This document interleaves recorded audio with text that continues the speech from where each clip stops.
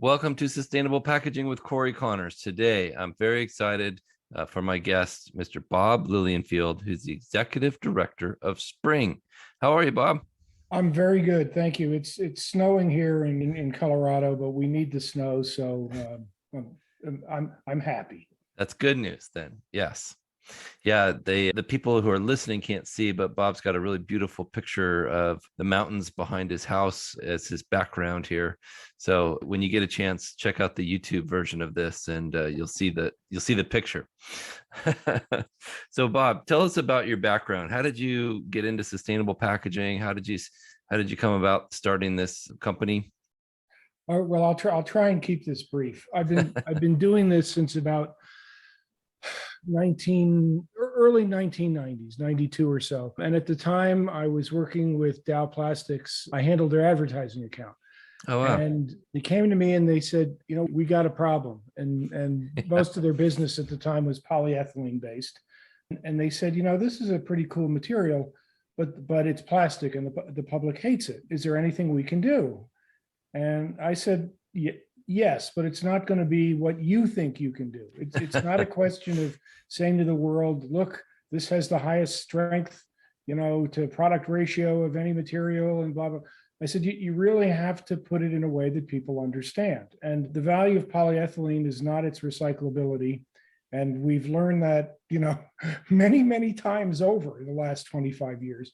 But the real value is its source reduction capability and waste prevention. So I started to talk to Bill Rathje, the world famous garbologist, who dug up landfills. And, I said, this is an area where we need some more focus and expertise. And he originally said to me, you're full of crap. It doesn't really matter. And I went, oh, okay, fine. And then about a month later, he called me up and he said, you know what, I've been thinking about it. And I think you're right. Let's do something. Oh, I love it. So we Positive change. Good. We wrote a full-page op-ed piece for in the New York Times that was called 6 Enviromyths, that talked about all of the things, and frankly, they really haven't changed. That recycling is, of course, it's a smart thing to do, but it's not the be-all and the end-all. And that at the end of the day, we as human beings are responsible for our own activities. And nature doesn't care where CO2 comes from. If it's being produced and driven into the atmosphere, a molecule is a molecule.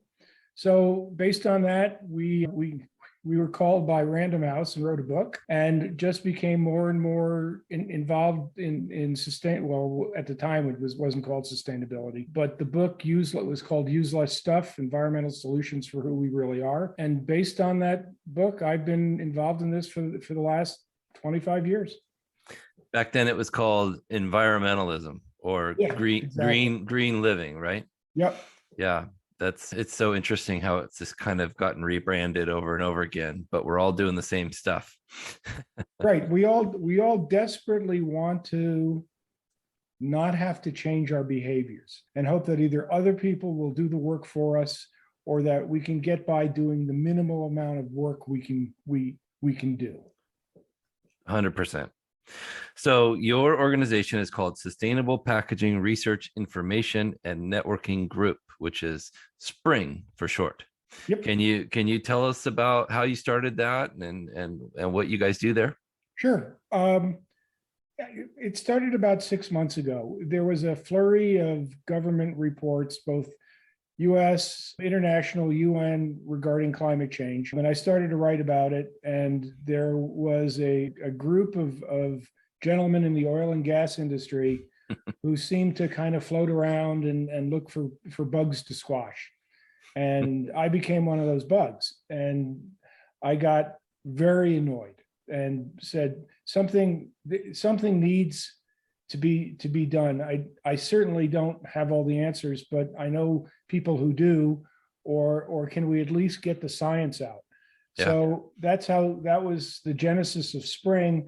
And I looked at either people I've known over the last 30 years, or I followed people assiduously on LinkedIn and other sources to see who I trusted, and basically had to, initially sell them on the value proposition.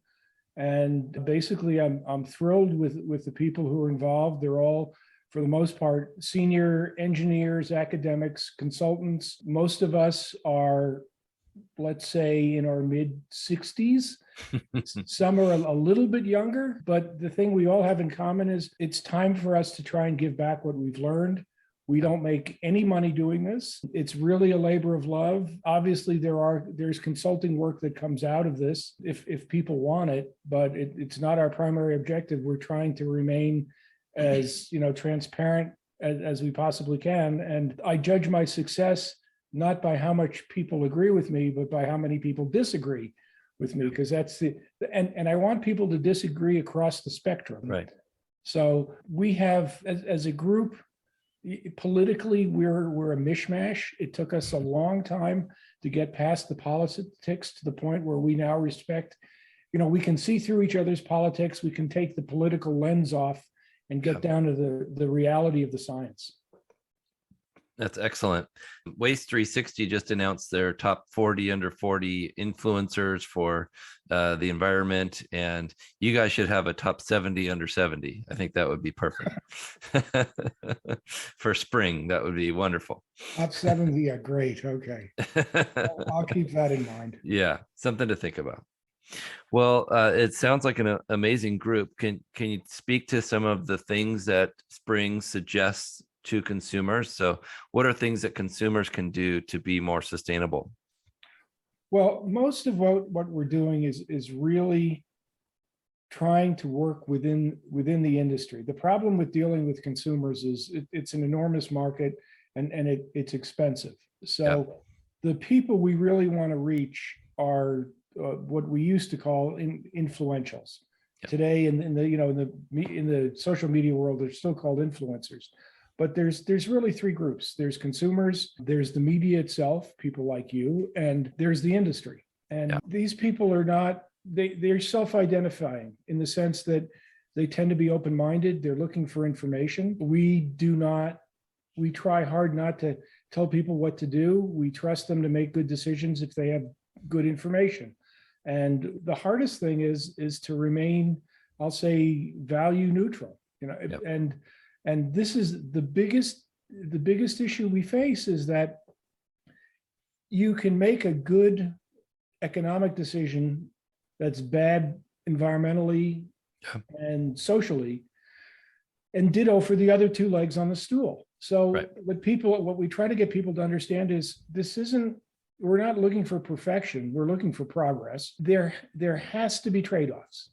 We have to be willing to give up something to get something. So the issue is always, how do you generate the most value with the least amount of change? So there's a whole social psychology component to this that we have to continually try to address. The academics in the group, they'll tell you exactly what needs to be done, and then they'll think, Bob, just go do this, okay? just tell people what to do, and it doesn't really work that way. The primary thing we want consumers to understand is there's really no such thing as sustainable packaging, and that you cannot look at simply the package. You have to look at what the package contains, and that the true sustainable package is one that delivers 100% of the product that you as a consumer expect to receive in the condition you expect to receive it, and makes that delivery to you with the least amount of waste. That's our definition of sustainability. And it leaves the door open for things that most people would think are not sustainable. And the one that comes up all the time and came up today was electronics packaging because of polystyrene. So if you just looked at the material, you might say, well, this is a bad actor. Whether it is or not is irrelevant, but it's a bad actor. The public doesn't want it. Let's make it go away. Okay, what would that really mean? I mean, that would mean that $2,000 television sets wouldn't make it from Shanghai to Sheboygan, without breaking. And not only did you just lose the price and the cost of the TV set, but you created hazardous material that now needs to be cleaned up. So a good part of this is the discussion that you need to look simply beyond the package to what the package is designed to do. Absolutely correct. I totally agree. There's nothing sustainable about damaged goods. There's nothing sustainable about going out of business. There's nothing, all of these things that people are pushing for are great conceptually, but it's going to take time. There are replacements for polystyrene that are viable and that are working, things like molded pulp and things like chitin foam. I interviewed Cruise Foam on this podcast a few months ago, and it's coming, but it's going to take a long time, like you said, to fully replace styrofoam or polystyrene. But I think it's possible someday, and that's why we'll keep advocating for it. Right. And I mean, you said you said the phrase that people don't want to hear, which is it's going to take time. Yeah. And I did a lot of work in the last few years in the bioplastic space. And what seems like an easy decision is not. And you're substituting something new for something that's worked for a long time, that people understand how to process, et cetera, et cetera. And it's very similar to the automotive industry. I mean, it takes 5 to 7 years between the point where you walk in the door to a potential customer or client and the day your product walks out the door, enrobing their product. So nothing is going to happen overnight. That's exactly right. And there are large companies that frankly have to fill warehouses full of packaging due to supply concerns right now. So there's no way they could pivot immediately. They need months or sometimes years to make changes of higher PCR content or things like that. Well, and the other ironic change is consumer inertia. You cannot simply make a change in your package and put it on the shelf and expect consumers to understand why you did it, or to not be afraid that they're getting less for their money. And that's the reason that initially concentrated detergents, for example, right, didn't take off, because I'm an ex-P&G brand manager.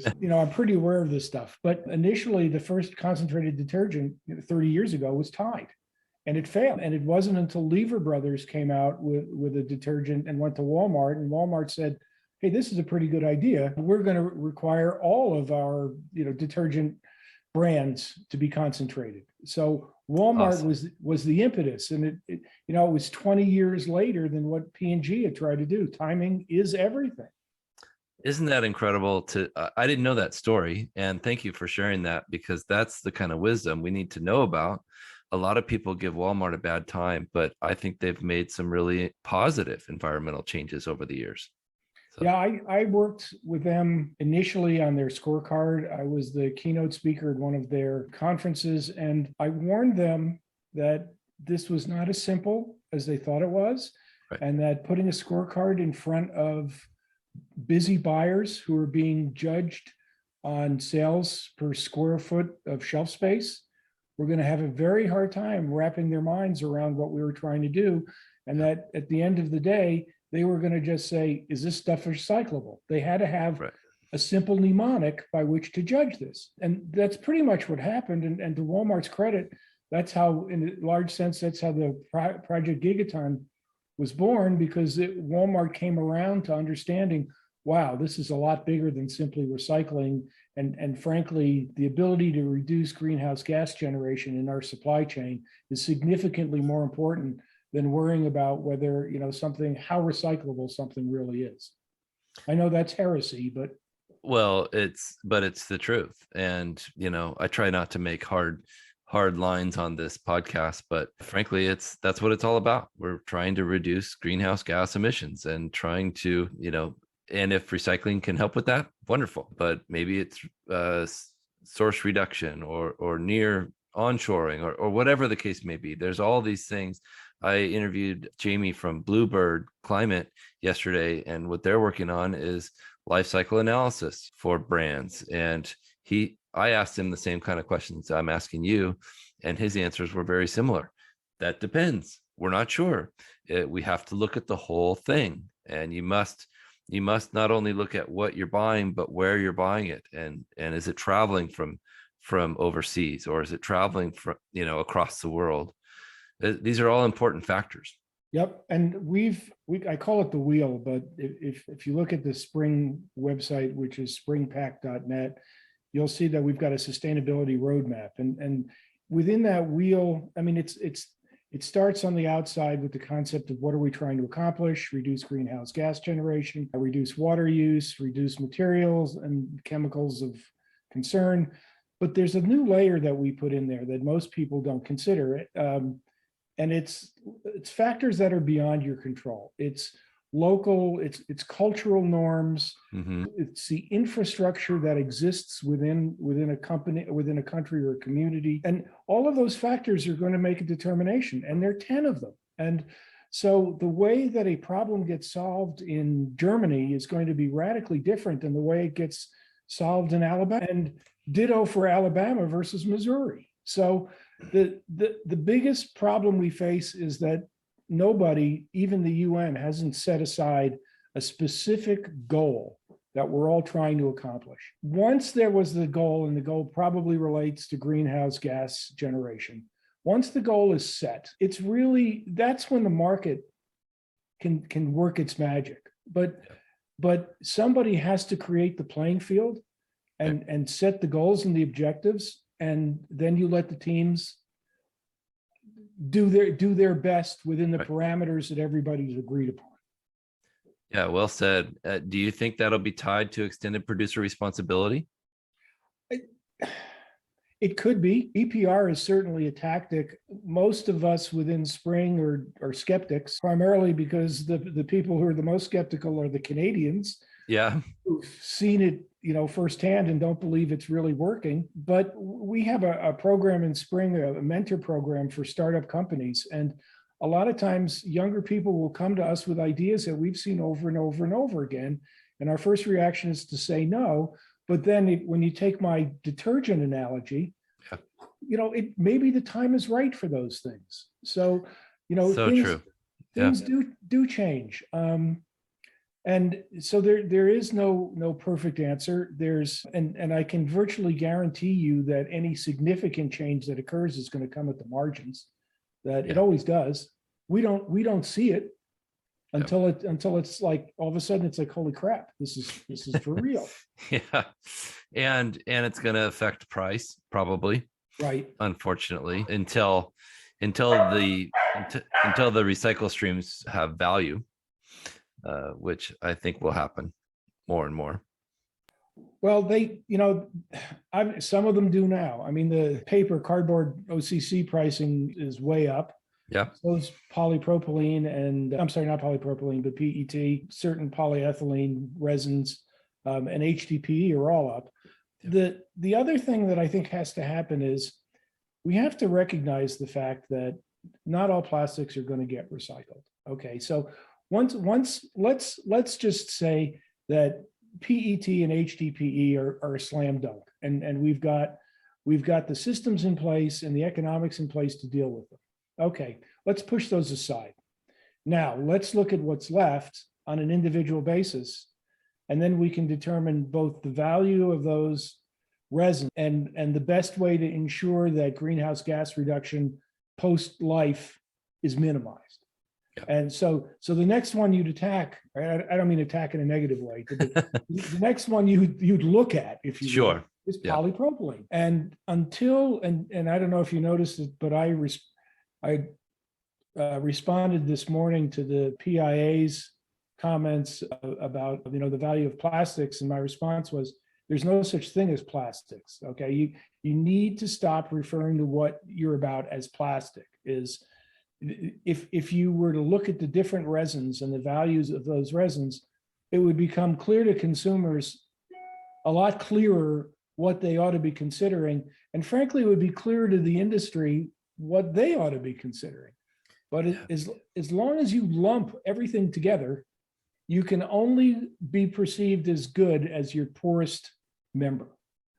So boy, that's a great point. We need to disseminate which materials have value, which ones don't, which ones should be lessened, which ones should be used more. Very good point.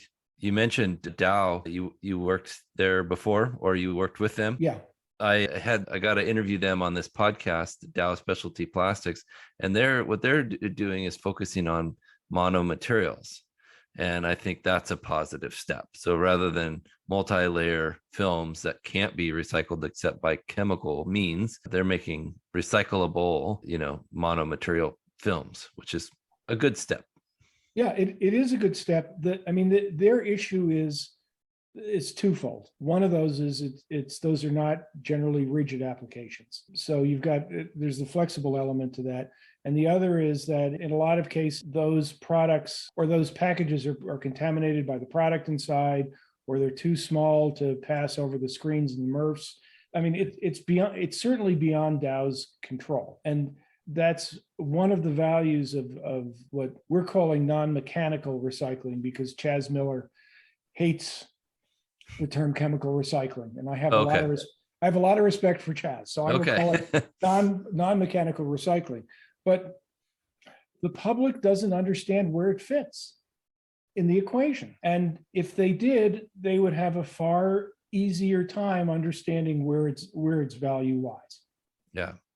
Well, frankly, a lot of us professionals don't understand how it works and where it adds value and where it, there's so much to be learned here. That's why one of the reasons I started this podcast. People don't know what they're doing. It's so confusing. And their CEO says we're going to be plastic free by 2030. How do you do that? When you absolutely need barrier elements that plastic provides. There's so many. I feel terrible for some of these buyers out there that are trying to pivot to non-plastic material when there's not a good alternative yet.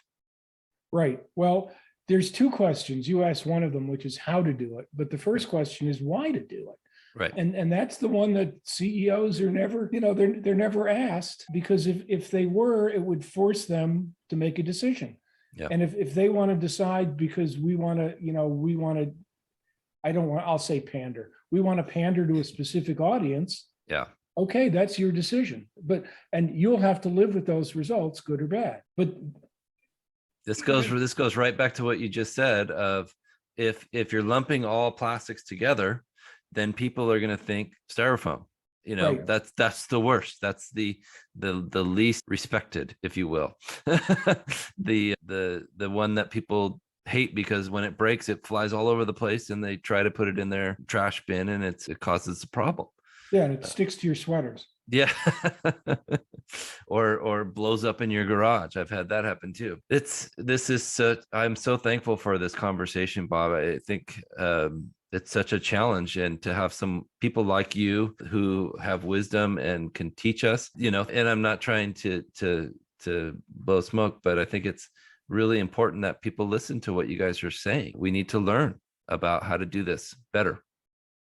Well, thanks. I am so grateful for some of the people who we work with. Dr. Ramani Narayan, who is one of the world's leading experts on biomaterials and compostability. Dr. Mario Gramau at the University of Mexico. These are brilliant people whose, Einstein said to the average person, mere brilliance looks like genius.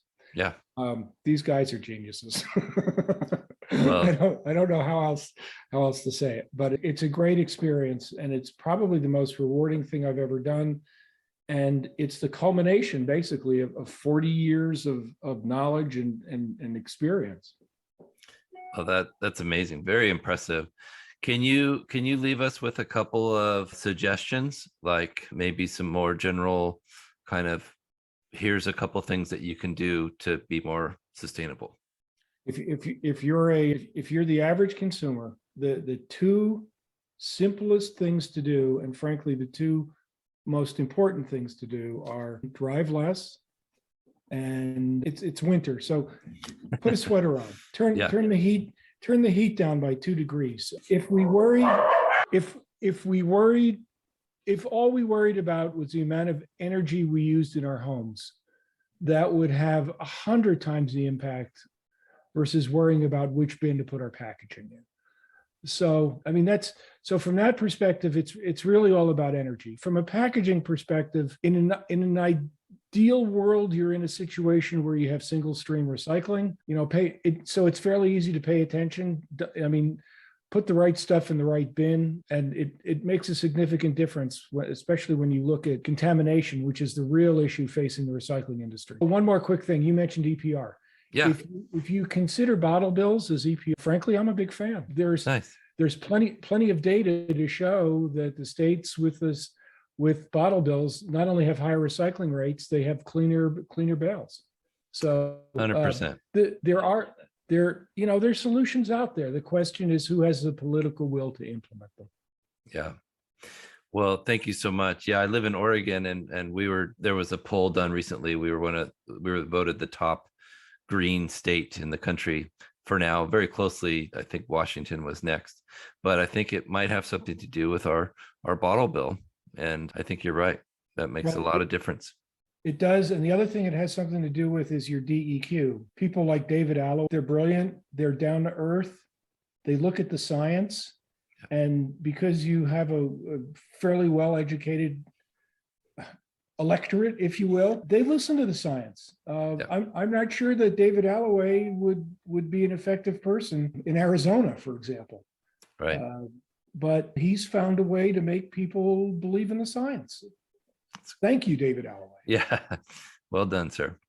Well, how do we get a hold of you? How do we get a hold of Spring? What's the best way? Well, either go to springpack.net, springpack.net, and you can find all our contact information, or type me in on LinkedIn. Either way, and most of what we do on Spring, we do through my LinkedIn site, because it's the simplest and easiest way to get things done. Yeah, LinkedIn's great. Well, thank you, Bob. I'd like to thank Landsberg Aurora for your continued support of this podcast. If you're listening, please subscribe and give us a share to your friends. Thank you so much. Thanks, Cory.